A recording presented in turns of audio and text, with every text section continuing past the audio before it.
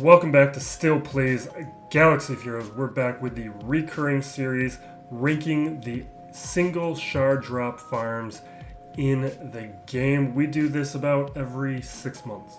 We take a look at all the marquee releases who are not yet accelerated so I can help prioritize those farms and determine which ones will have the most meaningful impact. Largely, I ignore their context on Galactic Legends or other unlockable characters.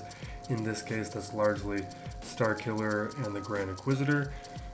I'm still not factoring in those characters to the rankings, but it isn't a negligible consideration.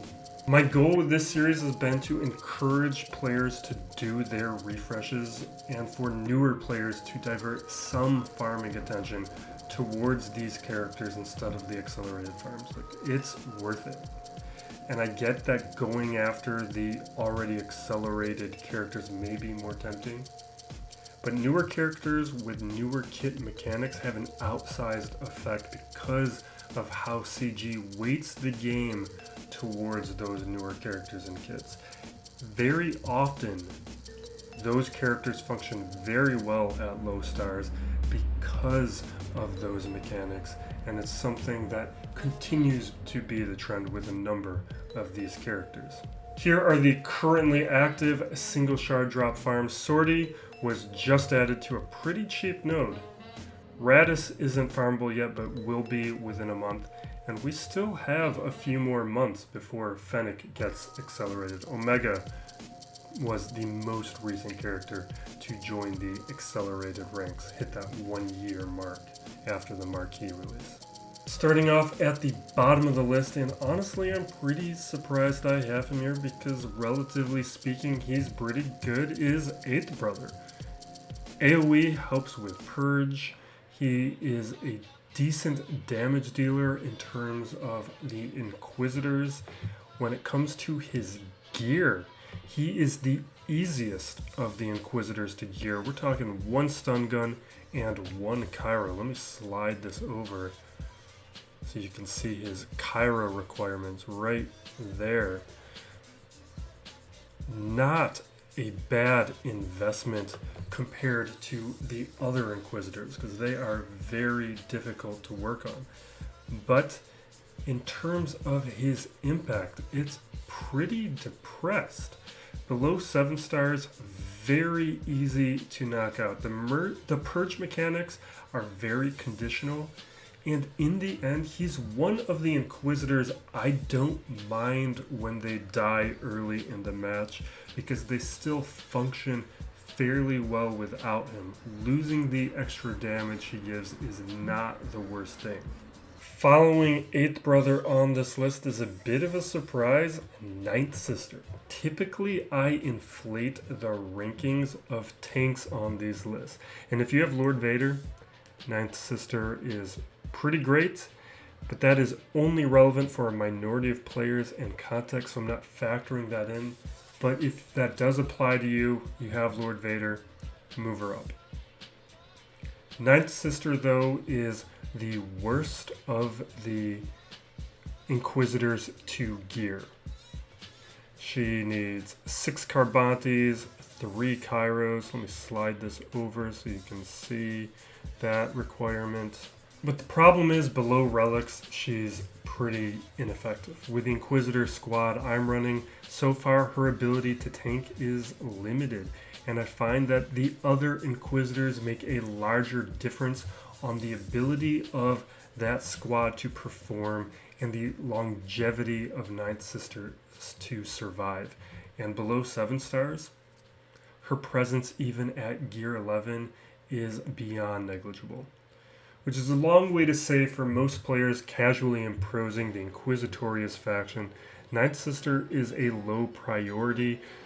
The extra stars on her, the extra gear on her is not going to really add to her ability to tank at those levels. But again, if you have Lord Vader or further along, a Relic Ninth Sister is very much worthwhile. She's a great Relic character. But for the farming purposes of this guide, she doesn't make it. Moving along this list, we're getting into the more important of the Inquisitors. Seventh Sister is up. There's a lot going on in her kit that make her an important contributor and important to having at higher stars faster than the previous Inquisitors. She's the only dedicated healer, which is critical to keeping Ninth Sister alive. She is much more important in terms of having Ninth Sister do anything at all. Eighth Brother, same deal, dies very easy. Seventh Sister is the key to keeping him alive. Her second special is very useful. It's a turn meter removal and a dispel, and critically her unique causes her to assist whenever another Inquisitor uses an ability. So she's constantly attacking. Her purge mechanic on her basic though is conditional and she's weak herself, but if you want to get even a semi-functional Inquisitorius squad for feats, she's important. Somewhat average on the gear requirements for a newer character, not prohibitive. The gear is not really impacting how I perceive her, which is different than both 8th and 9th. I should add though that in terms of the gearing list I showed, that is just up to gear 11. That's what we do on this channel. Moving right along, we have 5th Brother. He could be higher on this list, but this is really saying something more about the Inquisitorius faction. He's a good character. He's incredibly easy to farm on a 10 energy Cantina node. I went from 3 stars to 7 stars in 17 days doing those 300 crystal refreshes. That's why Cantina farms are great, and CG doesn't give us too many, especially on those low energy nodes. In terms of the gear, he needs a little bit more, relatively speaking, to the other Inquisitors except for Ninth Sister. Not prohibitive though. He has the best leadership. That's what brings him so highly up compared to these other Inquisitors. Until you have Grand Inquisitor, he is the leader that you're going to want to be using. I and others have also been using him to accomplish a lot of those feats, particularly the conquest feats, and doing it all without relics or full stars. Next, we have Radis. This is a little conditional because he is the character most likely to wildly change in the location in which he is ranked, because it's dependent on some other dominoes. One of those being what node he is placed on, but also, do we see additional Rogue One characters? Obviously, I've been predicting the profundity since before Radis was in the game. That's not going to really contribute to the ranking here since we don't know the timeline on that. It's a little indeterminate. He's still a solid leader, but at 3 stars in gear 10, he's fragile and the squad is vulnerable. A number of players also don't have a lot of Rogue One players ready to go, especially newer players. You can get him to gear 10 fairly easily, but you see I stopped at gear 10 because he needs 3 Kairos or sets of Kairos at gear 10, which is the only player in this game at this point that needs 3 Kairotechs on a single level. His uses outside of countering troopers is a little bit more limited than some of the other characters who have specific counters, like Iden Verso you can use pretty well up against a number of squads. But Radis I found a little bit limited when you're using the gear 11 reigns that I like to do a lot of my testing with. And I find that the combination with Jin is good and tantalizing, but it leaves something to be desired at the lower gear levels. And if that's not truly unlocked until relics, that deprioritizes the farm a little bit. The big caveat, of course, though, is the profundity. If it's the best fleet in the game, Radis needs to be the number one farm. If this is going to be like an Executor kind of unlock that you can't get the fleet unless you have him at 7 stars, then yeah, he needs to move up on the list. But if it's something like the Finalizer or the Radis the ship, where you can unlock it with a 3-star Radis, then that maintains his ranking in this range where you can get by for a while possibly. So it just depends on when and how we see that information. Coming up at number 7, the newest farmable character, Sortie, is a great character. Only problem is you most likely don't have a good squad of droids to pair with this character, or you don't have all the Zetas necessary. So it may be a larger investment to get a droid squad going to actually utilize this character. And when you need to work on a set of 5, just like with Admiral Radis, having to work on multiple characters in order to get any use out of one of these farmable characters, it brings them down these lists. But Sortie does completely elevate a droid squad, gives uses to IPD, T3M4, IG88, and there's a good possibility there is more to come here. Sortie has some tantalizing performances.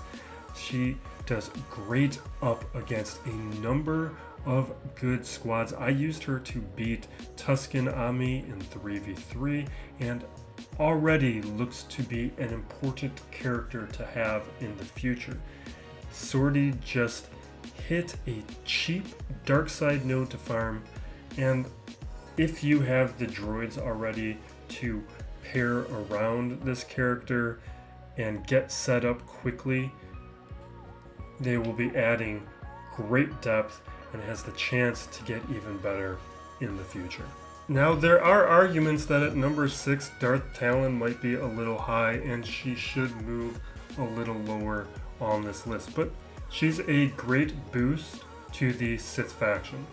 Completely usable at 3 stars and helps Darth Revan get holds if your opponent is not ready for all of the added stats. From her uniques, she gives a bunch of health and offense and speed to Sith allies.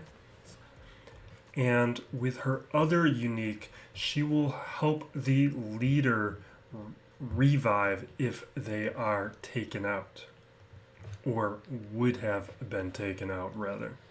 Before Darth Talon was on my Darth Revan squad, he was not really getting any defensive holds. It was fairly rare. Now putting him on defense, my Darth Revan is much more effective.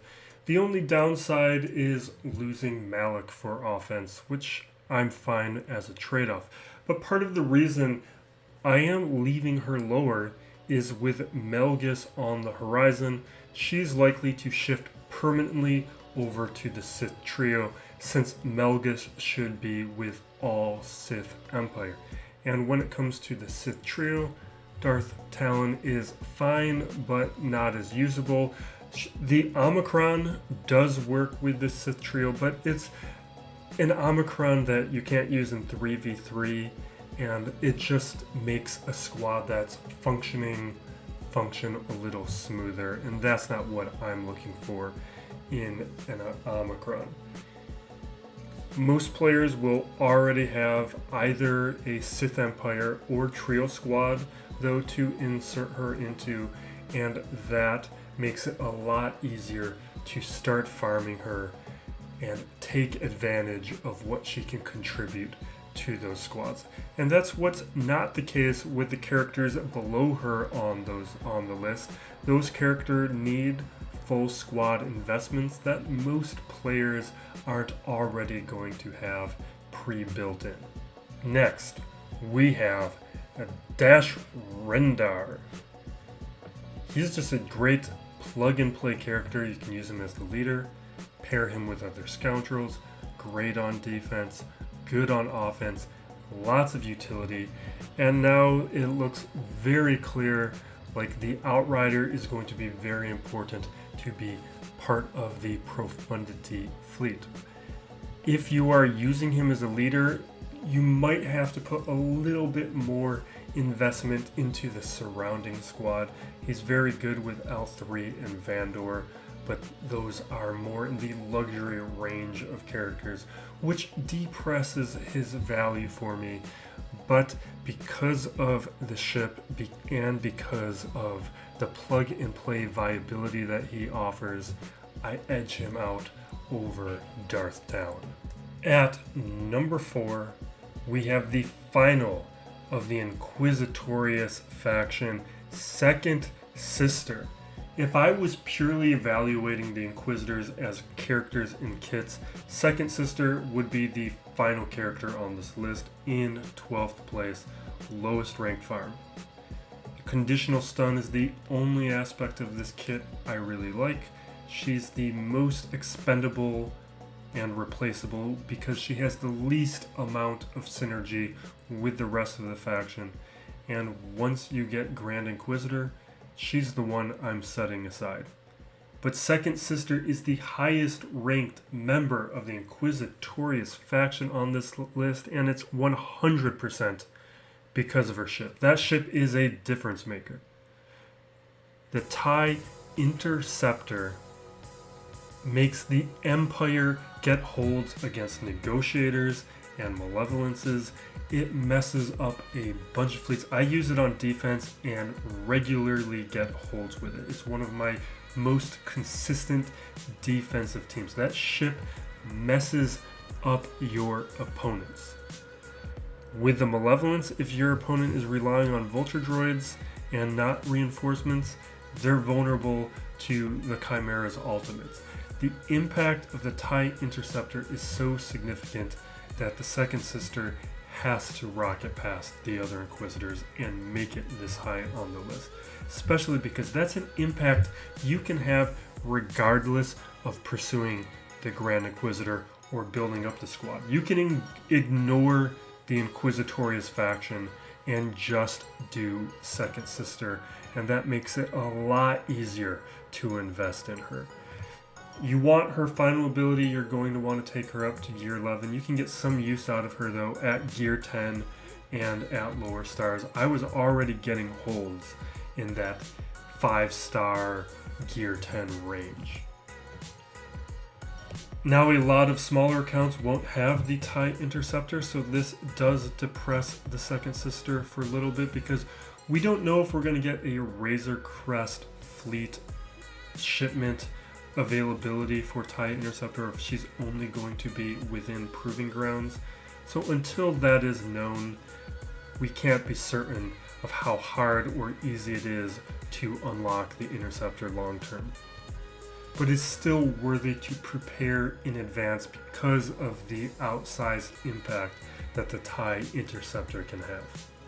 And right now, if I'm making a choice as a lower GP player of how to use my conquest credits between a 330 shard character or a 145 shard ship unlock, I'm going for the cheaper ship unlock because you can be using this ship to make a fleet much better, and that is a far lower investment than going after those character farms that you might not be able to complete before they are added to Proving Grounds. At number 3, I wrote this script. I made these graphics before the announcement this week of the Raven's Claw, which does make Kyle Katarn at number 3 an even better candidate, and it makes him challenge for the top 2 slots, but I'm happy with the characters I have there.